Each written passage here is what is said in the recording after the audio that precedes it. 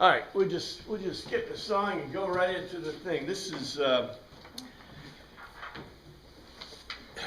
we are, like I said, you know, when you're reading along and you say something that looks really odd or strange, I say go back to the Greek. Of course, it's hard for you to go back to the Greek unless you got a Greek interlinear or something like that. And it's even difficult because you saw the words that we looked at. I think they're really complicated words. And we said, okay, well, these Greek guys, right, they're into, they're ship people. They are a sailing culture, right? They have, especially Athenians, huge in that. Pam and I are watching Horatio Hornblower, which is a really cool book, and the movie the BBC made. And you go, this is so cool and accurate, but we still don't have words like the Greeks do for every type of fog that, you know, or gloom that happens to be over the surface of the earth. And you go, wow, this is neat. But the most important thing isn't so much that as what I've said before. It's not reading, I'm not going to call it reading between the lines. It's not reading between the lines. It's when you read something, and if you were in that culture, you would immediately know what it is. Like, okay, where's the beef, right? Those of you who are old enough to remember Where's the Beef commercial, anytime I say Where's the Beef, you immediately know what I'm talking about. My person that does my hair is a millennial, a younger than millennial, whatever, Z or X. And she said something like, well, she knows I play guitar. She says, what's your favorite guitar player? And I said, do you know Peter, Paul, and Mary? And she said, who's that? And like, that's probably the most influential folk singers in the history of guitars. And Peter Yarrow invented modern picking strumming techniques, right? And I'm like, Peter Yarrow, and well, Google it, right? So in our world, we see these things where a mention or a cultural mention or something can either light up your world or totally confuse you, right? And you see this in ancient literature, and this is really an important point, very important point. You watch Horatio Hornblower. Any person, any sailor could get on any ship and sail it, fire the weapons, do everything they needed to do without any extra training. Right? Can you do that with a car? No, Barely, yeah, barely, right? Barely. Can you do it with an airplane? No way, right? Can you do it with a firearm? Given enough time, right, you could probably figure out how to make it work, the safeties, the mechanisms, right? How about a piece of artillery? No. Yeah, because, you know, the thing is that back in the day, the only way to do artillery was there were cannon. And you always did cannon and muskets the same way. So if I handed you a flintlock or a matchlock or whatever, right, you'd be able to do what was necessary to make it work. Today, that's not true. Today, even the cartridges, right, are going to be different. So I think it's really interesting, you know, the complexity of the world. And at the same time, we were laughing because everybody says, oh, people have it so rough today. Man, you look back, they're eating maggots in their food. And in the BBC special, there's maggots. And they're knocking the maggots out of the food. And we're thinking, oh, it's so rough. They give you a meals ready to eat, and you heat it in a little package, you know. I'm telling you, the world is so much easier today, and people shouldn't be complaining. And I think part of the reason people are such wimps is because it is so easy to live, right? I mean, what do? Take a shower? You know, we were watching it in a show, and obviously they had not had showers for like a year. Who knows? You know, it's like, oh, this is really gross. Anyway, as we get into this, maybe what I should start with is, let me start with two things. First of all, remember verse 1. And here was our translation for verse 1 in 12. Truly, assigning a reason then, and hold us surrounded by this vast cloud of witnesses, put away all burdens and miss the mark, which by good standing around we rush through the place of assembly, with hopeful endurance that by us lies before the view. I know that's really a little complicated, but, and we already parsed this and talked about this. But do you see what it's saying, okay? Surrounded by a vast cloud of witnesses, that's the word nephos, right? Nephos was that word which is the basis for the two words we had last week that describe gloom or fog. So the vast cloud of witnesses put away the burdens and the miss the mark, which burdens, you know, all burdens, obviously it's miss the mark, we translate usually sin, but miss the mark, which by good standing around, we rush through the place of assembly. This is an irony. So by standing around, we are running a race with hopeful endurance that by us lies before the view. The point I want to make by this is, okay, now we know that the beginning of a chapter is not necessarily the beginning of an idea. But the people who evaluated and chapterized this for us, right, in the past, tried to pick the chapters by their Roman Latin kind of, you know, intro, body, conclusion viewpoints. They thought that was a new idea or argument. So, I've told you that the 12 chapters, the Paideia chapter, meaning the training chapter. The beginning of the training chapter starts with this idea of the vast cloud of witnesses from the previous chapter, those that were persuaded. And then it goes into this talk about, okay, the race, right? The endurance of the race. And then the rest of the chapter talks about training. Well, all of a sudden, we get this thing in 18. And here's 18 again. We've already parsed it, so I'm not going to spend a bazillion years on it. But it says, 18. We're talking about Esau. You have not come to a mountain that can be touched, that is burning with fire, to darkness, gloom, and storm. And you go, what are you talking about? We parsed it. We got a translation. Here's the translation. Assigning a reason, do not approach a high place like an altar or temple to manipulate and make a sacrifice which produces a cloud of smoke and shrouding like a cloud and the smoke of a sacrifice. All right. Esau's problem. What was Esau's problem? He lost his birthright and blessing. And his blessing. He lost the birthright and his blessing. And the last thing that it says about Esau, what did he want to regain? His blessing. The blessing and birthright, right? Okay. In the ancient world, put on your Greek blinkers, your Greek world cultural glasses.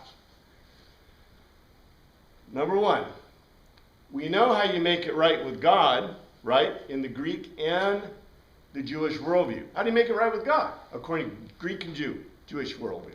Sacrifice. Sacrifice. That's the only way, right? How do you make it right with another person?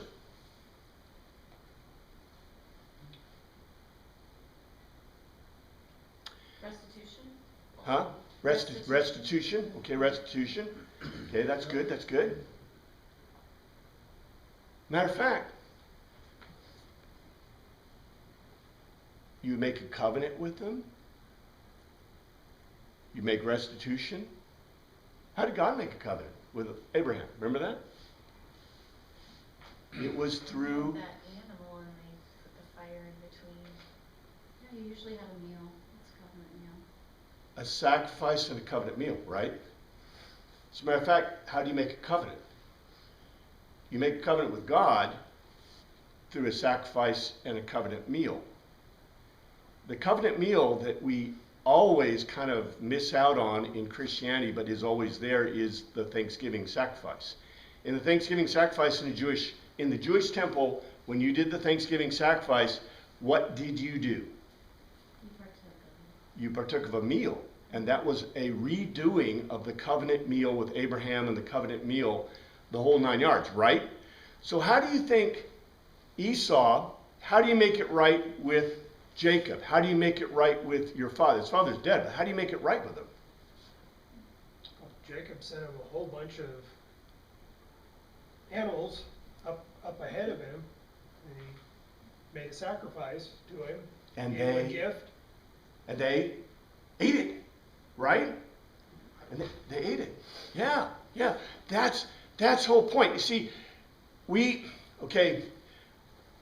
because of our cultural blinders, does sacrifice means, oh, I have a sacrifice to God, right? Or gods, if you're a Greek kind of, pantheonic pagan or whatever. But the reality is, now I'm not going to say this. I don't know where some people believe that the sacrificial thing started purely with animism, right? There are other cultural indicators that sacrifice started with the covenant concept. In other words, if I want to be happy with you or with your tribe or with your group, right? What do? I have a covenant. I make a covenant. I have a covenant meal. I eat together. This is normal in human culture, right? We even do it to a degree today. But then if I want to be right with God or the spirits, what do? The same thing that I do with you, right?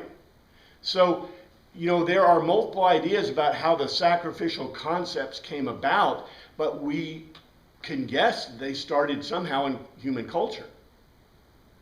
Of course, Tertullian would say what? Anybody read Tertullian? Remember what Tertullian said? Tertullian noted that almost all the symbols of religion and all the actions of religion were copies of one another throughout human cultures. And he said they reflect the spiritual culture that God has placed in every person. The reason we do the things we do is because God put it there. And you can't help but reflect God's worldview, God's view through your actions. That's what Tertullian wrote. And that was 300 AD or something like that. Anyway, he was a great philosopher, early thing. So anyway, assigning a reason, do not approach a high place like an altar or temple to manipulate and make sacrifice, which produces a cloud of smoke and a shrouding like a cloud, and the smoke was sacrifice. The point is this, the verse before this, the statement before this was about Esau, and Esau wanted to make good. Okay, like I said last time, what is the problem that we have? We are in Alexandria, that's what I'm arguing. Jerusalem was destroyed, 70 AD. We place this historically after 70 AD, not much after, but after. The problem is the diaspora. These people went, where'd they go? Well, they could have gone to the Galil, but probably not, it's too close, and there's issues. They could have gone to Babylon, probably not. I would say that's far-fetched. But we know that many went to Alexandria. There was a huge Alexandrian group. There's an Alexandrian temple. So what is it that always happens? What always happens to the Jewish people when they have their diaspora? Can't sacrifice in the temple. Well, they can't sacrifice in the temple, but what caused the diaspora? What caused their problems? Persecution of some kind? They were persecuted, but what did they conclude? The diaspora, the Assyrian diaspora, the Assyrians came and wiped the northern kingdom. What caused it? According to Jonah.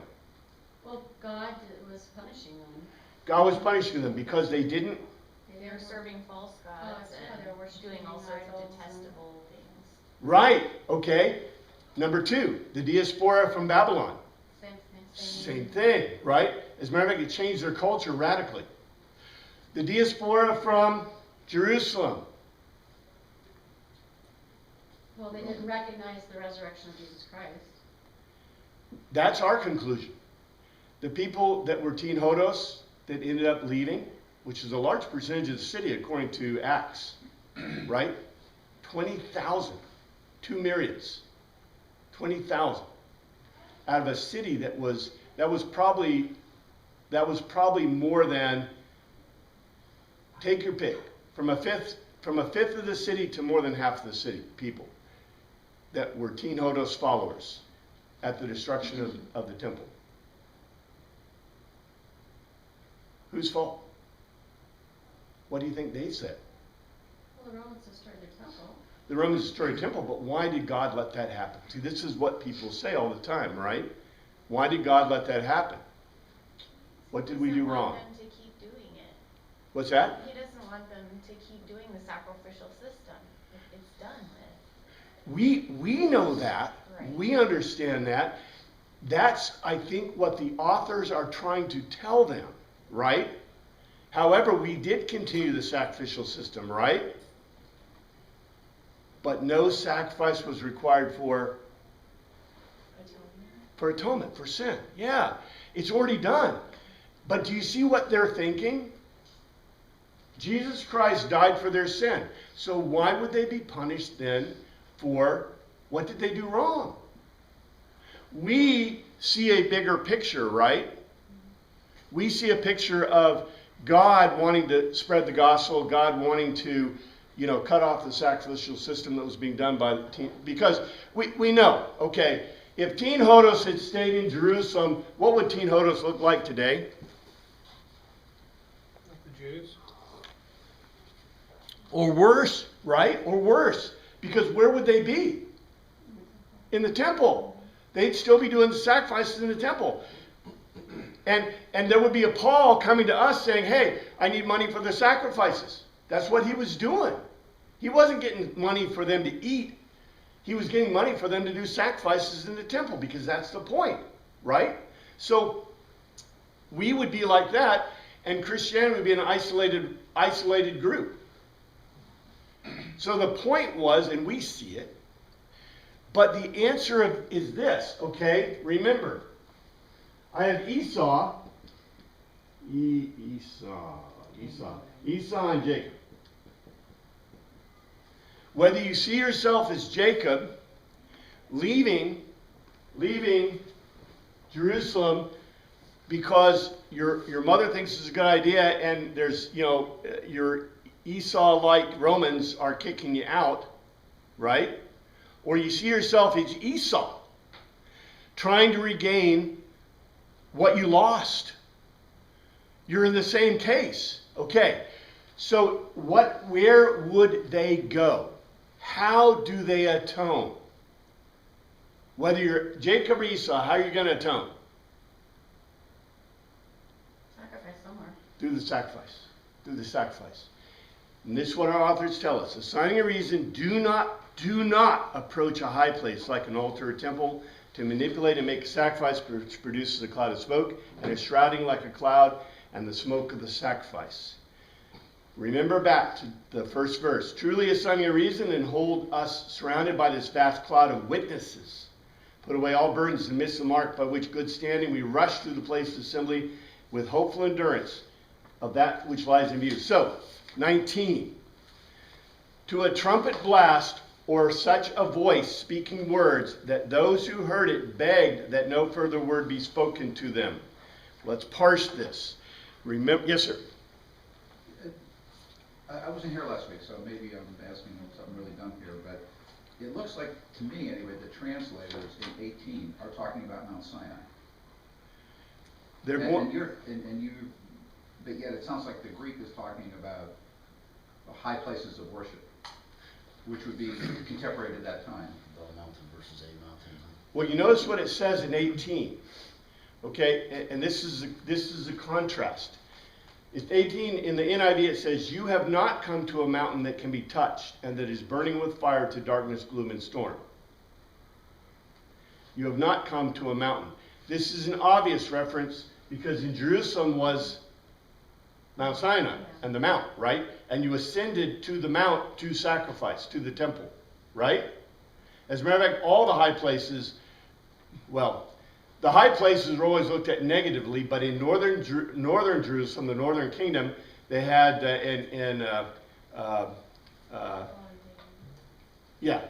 we have Shiloh and Dan, right? Or Shiloh and Bethel. there's two places, right? Two high places that, as a matter of fact, they had altars to God, but they were illicit altars. And remember, in this period, we had the temple which was destroyed. The Essenes had a temple. We don't know where it was. There was a temple in Alexandria. We know where that is. And they came to Alexandria. So my point though is this is about training. This is about training and preparing. And all of a sudden we get the weather report. This isn't about weather. This is about sacrifice. And 18 leads us into it. So our proper translation of 18, assigning a reason, do not approach a high place like an altar or temple to manipulate and make sacrifice, which produces a cloud of smoke, and a shrouding like a cloud and the smoke of the sacrifice. And then 19, and the words of the day, S-A-L-P-I-G-G-O-S.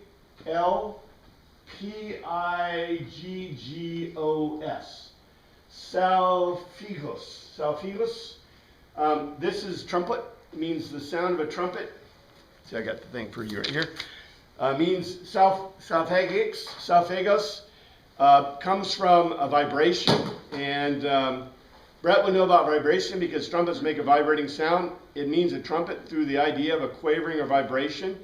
In the ancient world, they had trumpets, but they couldn't change they could only change the tones with their lips. So they didn't usually have valves. They couldn't change everything, so they were usually tuned to a certain whatever. I won't go into huge detail. And then this other word, this is really interesting. I need a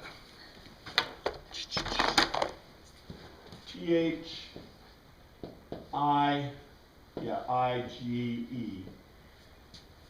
Thige, the word is thigano. It means to manipulate or touch. We'll see that in 20. These are just interesting words that fit within the context, and again, that's Paideus.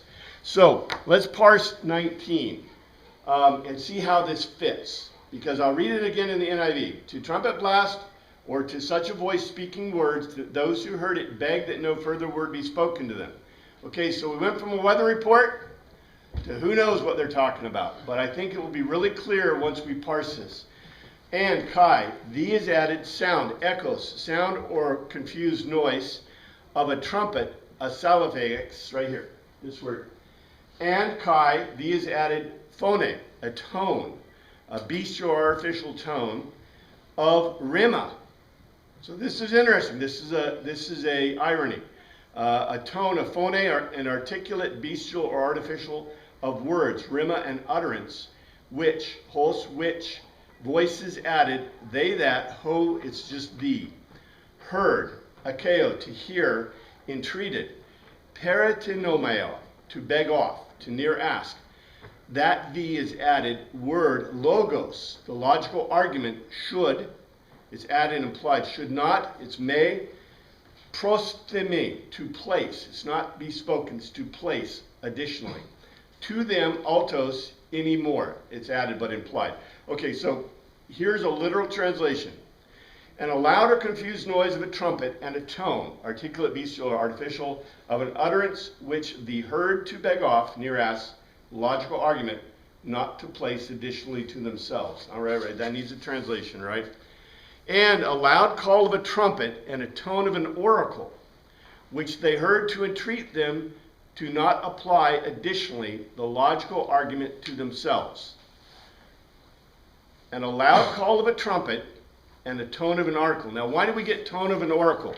The reason we get tone of an oracle out of this is because in the Greek, all right, the word that's used is the voice, it's the tone of an utterance. The tone of an utterance is an oracle.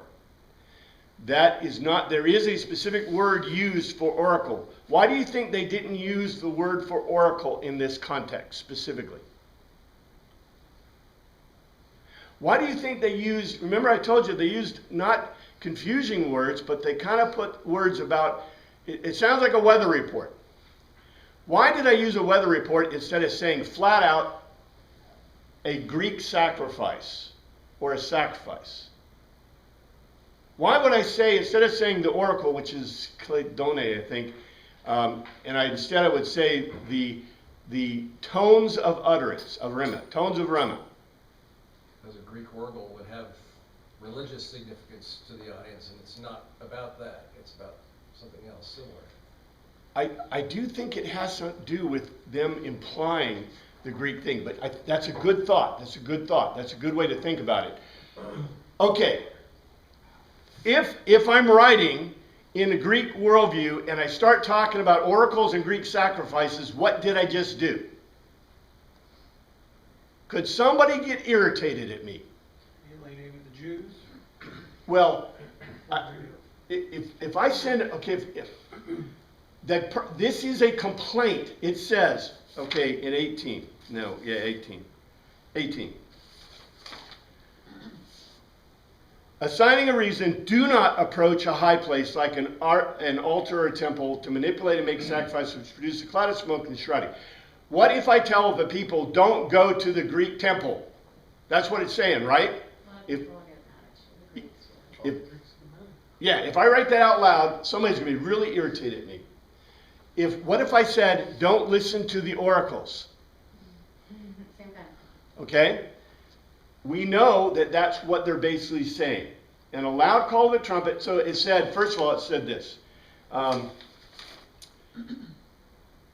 Assigning a reason, do not approach a high place to manipulate, make a sacrifice. And then it goes on, and a loud call of the trumpet and a tone of an oracle, which they heard to entreat them not to apply additionally the logical argument to themselves.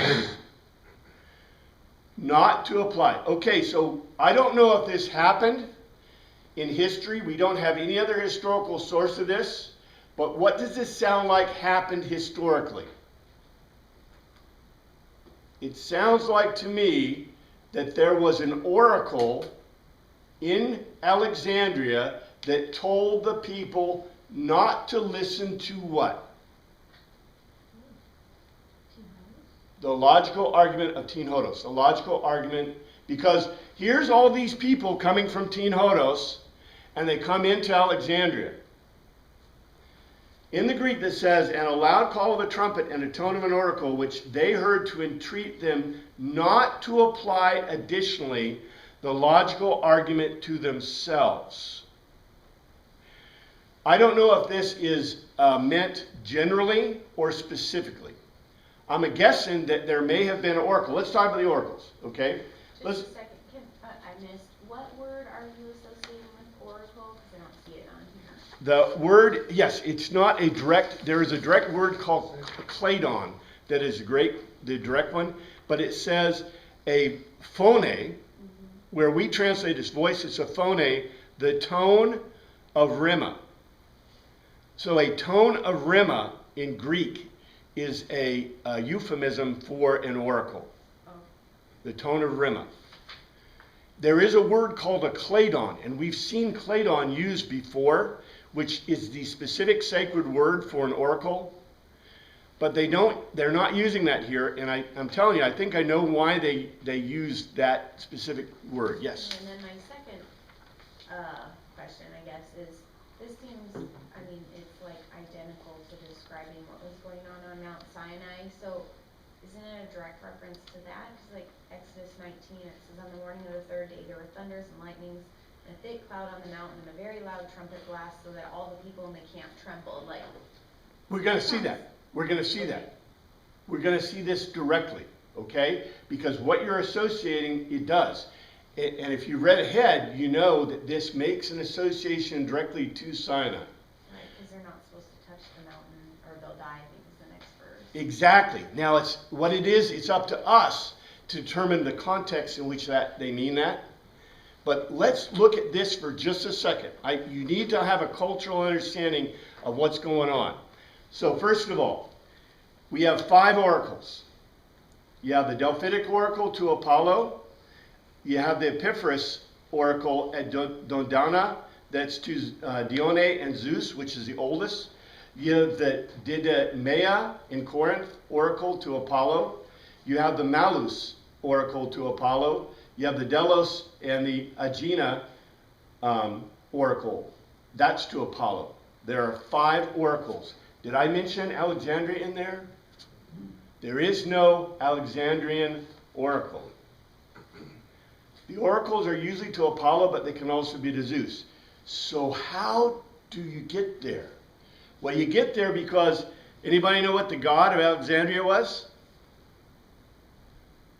Cyrus? Pretty close. It's actually Serapis. Serapis Serapis, Serapis, which is from the word Asar happy, which is Osiris Apis. Osiris Apis. Okay. Now, how does this apply? Well, this applies even more because if you go look in the Vatican there happens to be a bust to Zeus Serapis.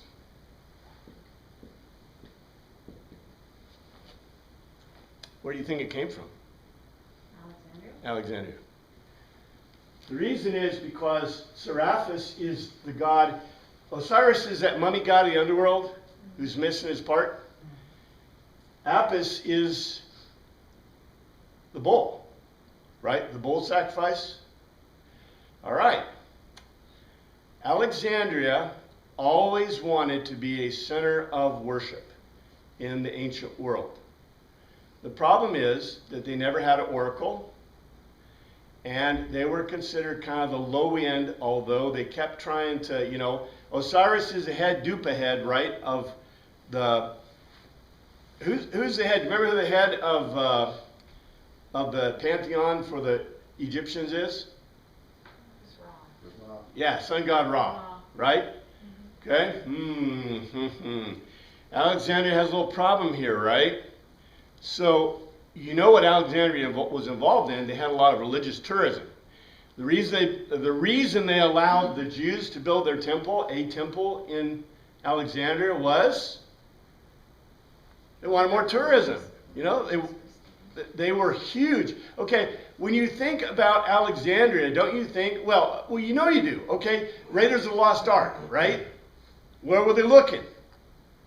They shouldn't have been looking at Alexandria, but they were, right? They were looking in the tombs in that area. They should have been looking in the Valley of the Dead, right? There are places where the Egyptians worshiped the dead and had the dead. That was for Osiris. Apis Osiris is the incarnate of the entire system, and it's huge because you had the bull, the god of the upper world, and Osiris, the god of the lower world. So Alexandria always tried to associate that, and what mysterion is there that is directly applied to this group? The Osiris, I think I spelled it wrong. The Osiris Mysterion. And the Osiris Mysterion identified with Zeus Jupiter by the Greeks and the Romans. So what you have is you have this huge congruence here. Okay? The point is this. All right, so we have a warning. They say, assigning a reason, do not approach a high place like an altar or temple to manipulate, make a sacrifice, produce a cloud of smoke, etc., etc. So don't go to the Greek high places to do a sacrifice. And then 19 it says, and the loud call of the trumpet and the tone of an oracle, which they heard to entreat them not to apply additionally the logical argument to themselves. Now you can look at this two ways. I think that there was an oracle. I think that there was a huge sacrifice and an oracle that happened at this time that told them, don't listen to the logos of Tinhodos. And so the author here is making a direct connect to something in history. I think that's what happened, because remember, our Greek is really concrete. But even if you don't think that happened, what is the author telling them? The writer of Hebrews is saying, don't sacrifice in the high places. And he means all of them, right? Don't sacrifice in the temple that is in Alexandria. Don't sacrifice. And you know, this is really accurate because who came from Jerusalem? The Apostolic Council, right? And what did the Apostolic Council tell them in Acts? You can't sacrifice there. Don't eat meat sacrificed to idols, right? Which is everything. That's the whole sacrificial system. So he told, and now these people, these authors, are telling them, don't sacrifice and don't listen to oracles. the oracles of today are the newsprint. So you get opinion pieces. I think I read the opinion page on the front page of every paper. You know, what the authors are basically telling them is don't listen to the oracles, right? Let's go on, because this gets even more interesting. It gets even more into this. Okay, so 20. Because they could not bear what was commanded. Even if an animal touches the mountain, it must be stoned. Because they could not bear. And that refers directly to Mount Sinai, right? And we're going to see that because we've got a direct quote from that. But let's parse this. For Gar, assigning a reason, they could is added but implied, not endure, not Pharaoh, to carry. That which is was commanded. This dia stelome, to set oneself apart. It's not commanded, it's to set oneself apart. And if so much as can, and, or even if a beast, a theron, a dangerous animal, touch Thigano to manipulate the mountain, the Oros, it shall be stoned. Lithoboleo.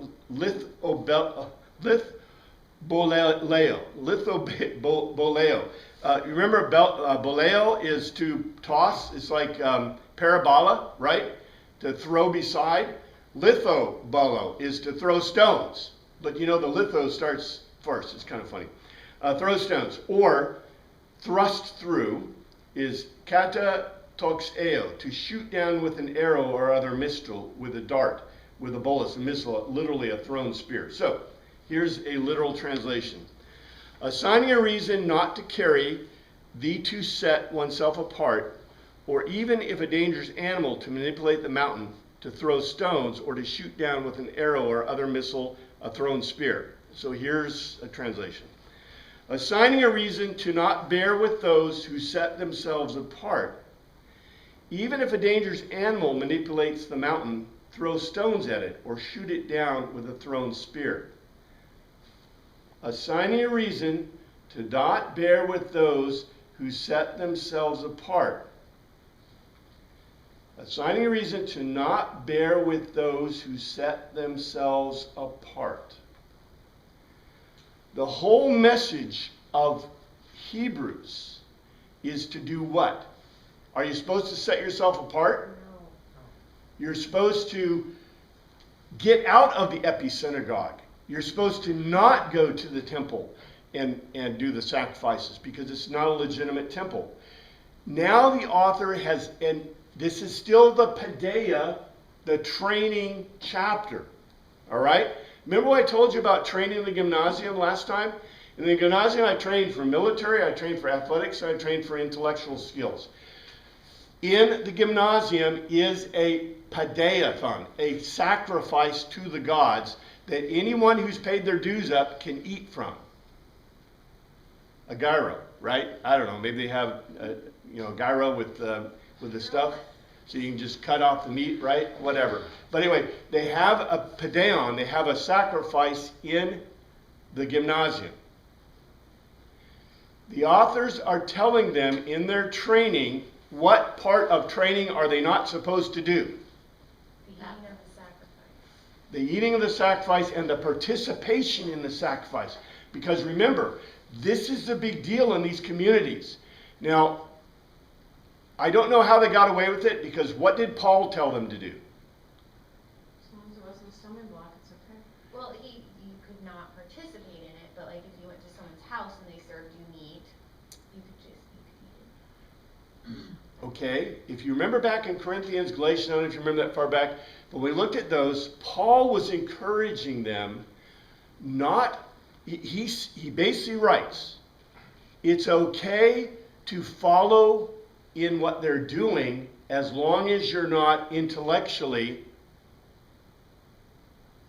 sacrificing to the gods, right?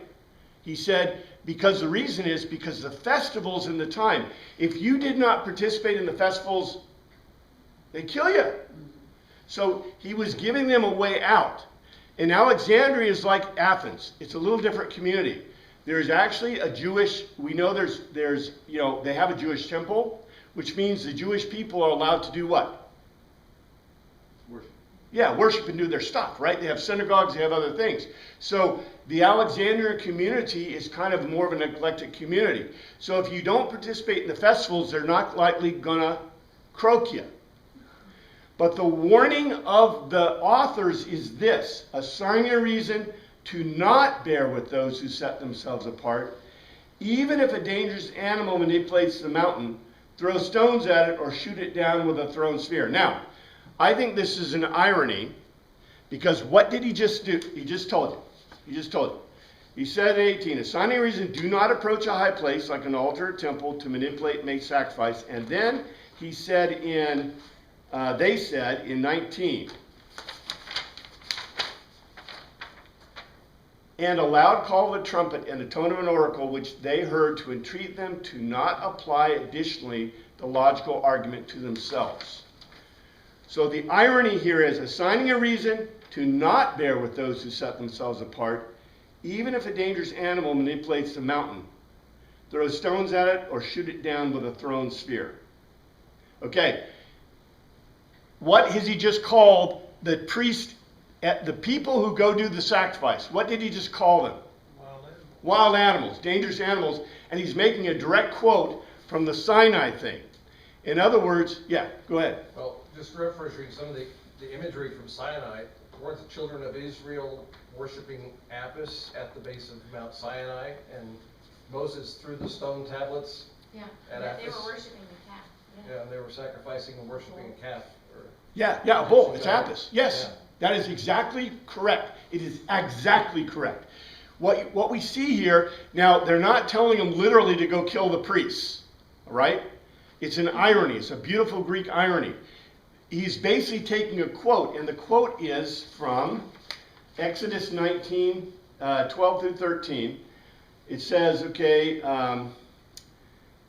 here's Exodus 19:10. And the Lord said to Moses, go to the people and consecrate them today and tomorrow. Have them wash their clothes and be ready by the third day, because on that day the Lord will come down on Mount Sinai in the sight of the people. Put limits for the people around the mountain and tell them, be careful that you do not go up to the mountain or touch the foot of it. Whoever touches the mountain shall surely be put to death. He shall surely be stoned or shot with arrows. Not a hand is to be laid on him, whether a man or animal, he shall not be permitted to live. Only when the ram's horn sounds a long blast may they go up to the mountain. Now this is a direct quote from the Septuagint about this point. The authors are telling them, okay, first of all, is there a mount in Alexandria? Because it's a seacoast city. Yeah, right, it's desert, it's seacoast city. Alexandria is flat as a pancake. The only way to go up to anything, and this is what the people said, this is like, ever heard about going down to town? If you're in England and they say, I'm going down to town, where are you going? London, yeah. You always go down to town when you go to London. You never go up to town in London, ever. It's the same way in the ancient world. When you go to the temple, you're going up to the temple. Okay, this is like a classic. When you're going up to Jerusalem, by the way, you notice that in all the New Testament, Old Testament, I'm going up to Jerusalem.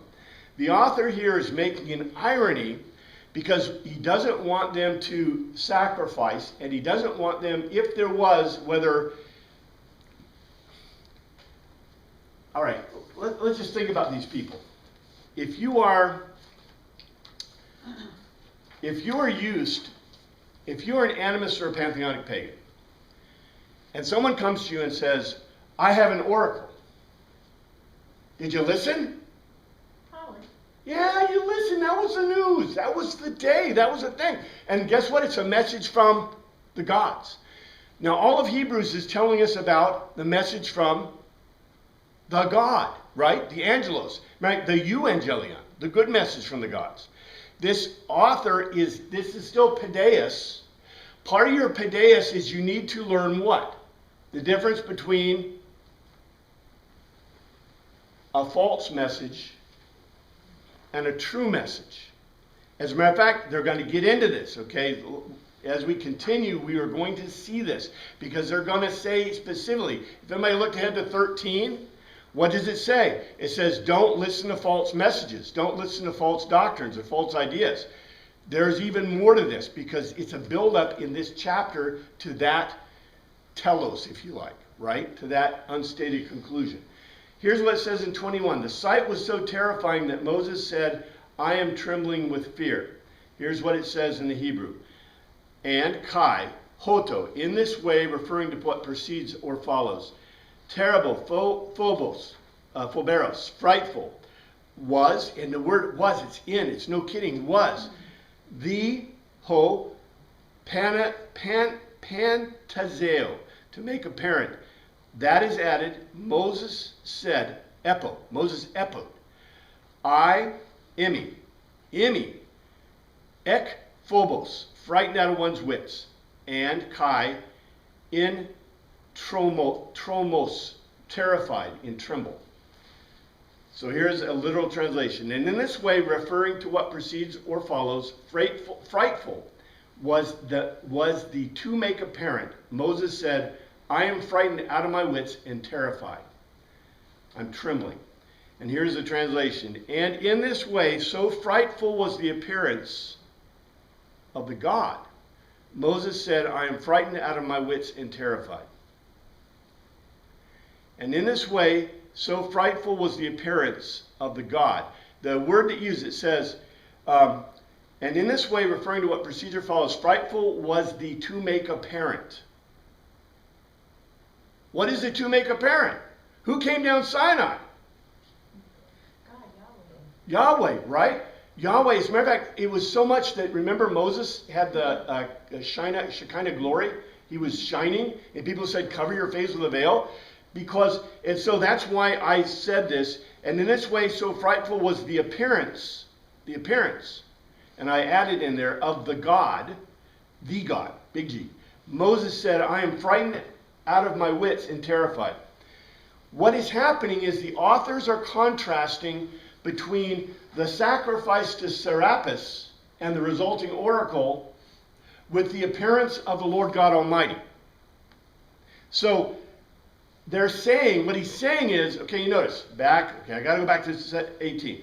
Assigning a reason to not approach a high place like an altar or temple to manipulate and make a sacrifice which produces a cloud of smoke and striding like a cloud and the smoke of the sacrifice. Okay, so is God doing it or are you doing it?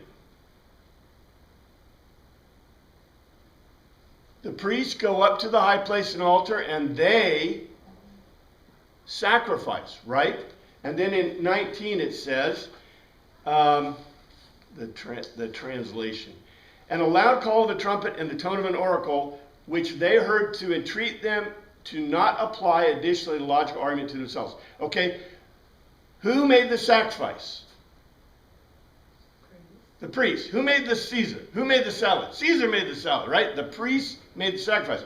Who sounded the trumpet? Priest? The priests or the workers. Who gave the oracle? No, the priests, or whoever, right? Remember, this is a Greek oracle, right? And then the contrast is this. And in this way, so frightful was the appearance of the God at Sinai, right? That Moses said, I am frightened out of my wits and terrified. In other words, in the one case, you have people doing it. In the other case, you have the God doing it. We'll see this in the next verse, but the point is that if it isn't awe-inspiring like that, if it's not like, okay, God coming down the mountain, right? Where's Serapis? Did Serapis eat his breakfast today? Oh, he got his fill, but he didn't touch anything, right? Get it? There is no God if there's no God. His point is, and this always goes back to Jesus Christ, right? Christ has died, Christ has risen, Christ will come again. Because these people saw it. They saw the action of Christ being raised from the dead. So we can't ever forget that. His point is, if it's not in awe-inspiring, so let's compare this. Deuteronomy 9, 1 through 29, let's see, 9:19.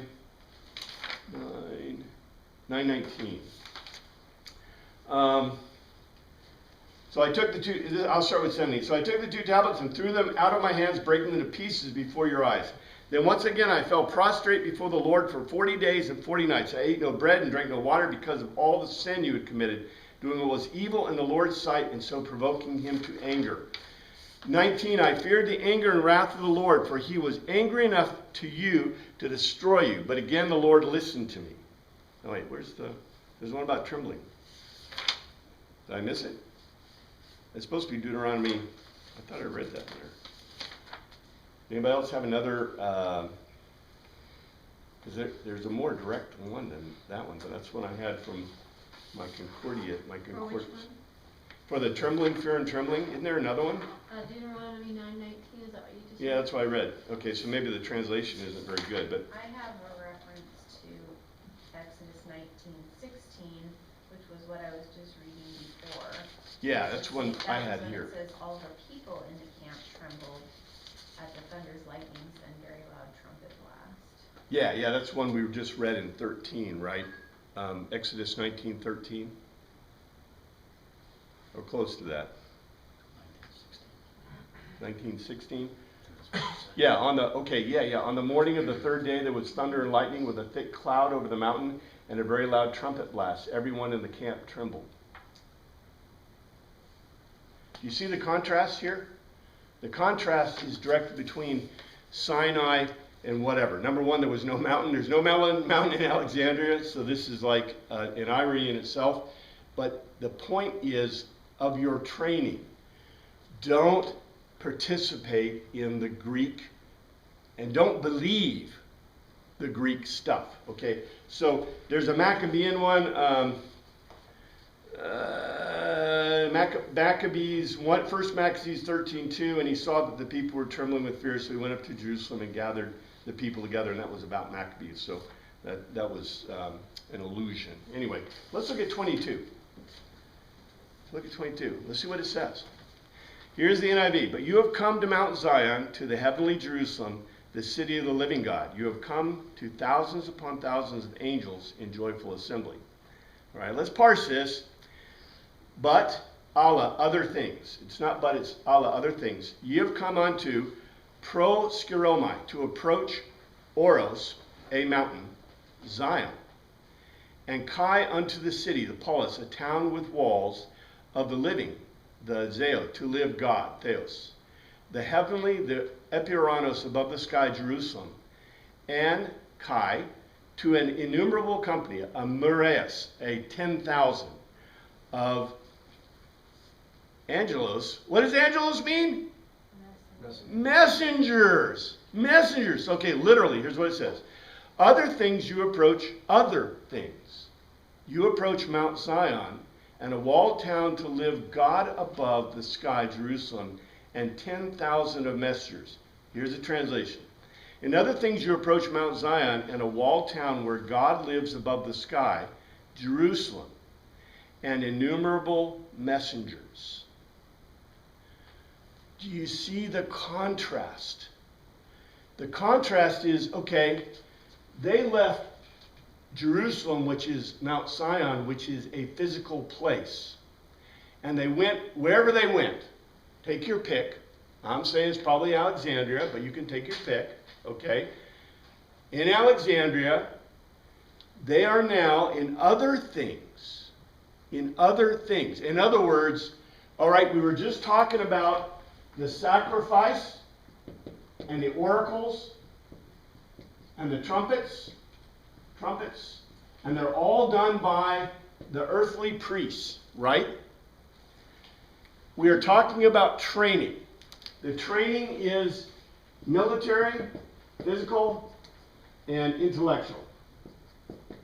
And that's what they've been telling us to do the whole time.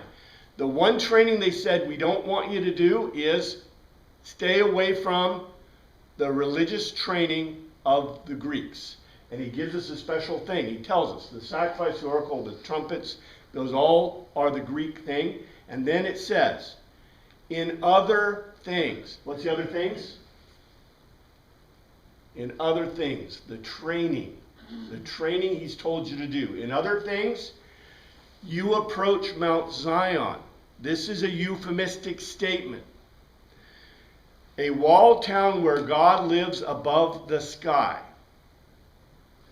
It's important to recognize. Remember where the Greeks' gods live? Oros. Well, they live in Oranos. They live in the sky, right? But yeah, they do. They live physically, but they are in Oranos. Where does God live? Theos, big T, Theos, lives in Epi-Oranos. Above the sky, outside the cosmos. Yeah. Here's our, oh my God, cosmos, space. Okay, here's the plenum of everything, right? And here's the cosmos. And here's philosophia. And here's gay, right? And guess what? There's no room for any of that. The Oranos happens to be within the cosmos. But where's the Epi-Oranos? Yeah, it's where the God is, right? Look at how beautiful this. In Oranos, where did they come from?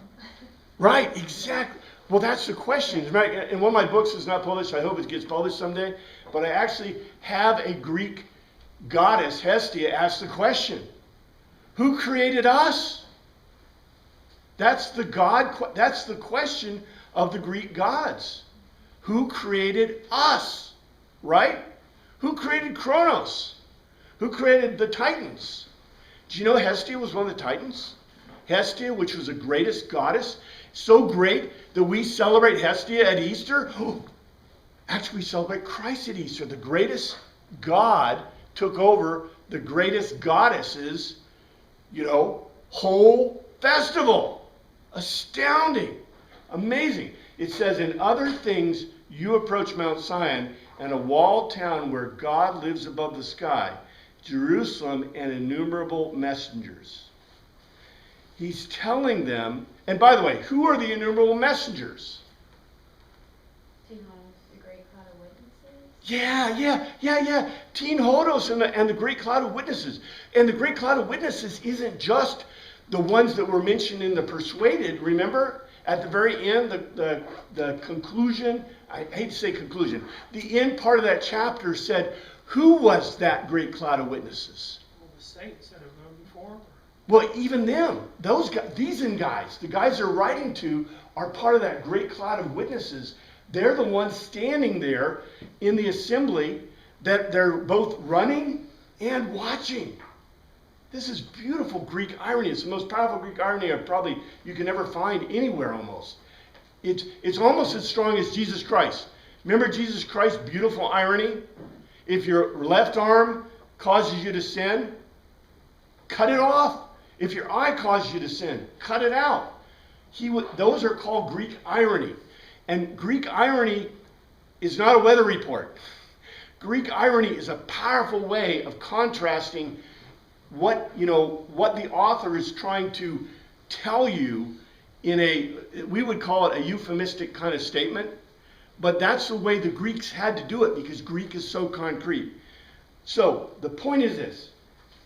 Their worship does not allow them, that is the Greeks, to approach God. And the worship that they would do does not allow them to approach God. The way that they are told to approach God is through training and through their investment in the society, in passing the message, because they're the messengers. This isn't figurative or imaginative. It's very concrete. And what we'll do is, when we start, we're getting to the end, but you're going to even see, if you read the next one, to the church of the firstborn, whose names are written in heaven. You have come to God, the judge of all men, to the spirits of righteousness, men made perfect. We'll parse that next week. I just want you to see, this is where it's leading to, right? It's very understandable culturally. That's the point. Thank you, Father, for your word. Pray you look after us this week. In your name we pray, amen.